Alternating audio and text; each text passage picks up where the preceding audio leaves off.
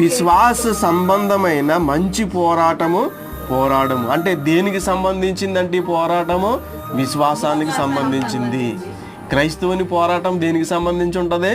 విశ్వాసానికే సంబంధించింది ఉంటుంది తప్ప విశ్వాసము లేనిదిగా ఉండదు ఈ పోరాటం. అసలు విశ్వాసాన్ని ఎందుకు పెట్టాడు ఈ పోరాటంలో? విశ్వాసాన్ని ఎందుకు పెట్టాడు? అవిశ్వాసంతో నువ్వు పోరాడలేవు, అపనమ్మకంతో నువ్వు పోరాడలేవు. దేంతో పోరాడాలి? విశ్వాసమే నీకు ఆయుధముగా మారాలా, విశ్వాసమే నీకు పునాదిగా మారాలా. విశ్వాసమే నీకు పునాదిగా ఉన్నప్పుడు నువ్వు ఈ పోరాటంలో గెలవగలుగుతావు. విశ్వాసం లేకపోతే అసలు నీకంటూ నిరీక్షణే ఉండదు. ఏముండదు? ఏమీ కనిపించదు కదా.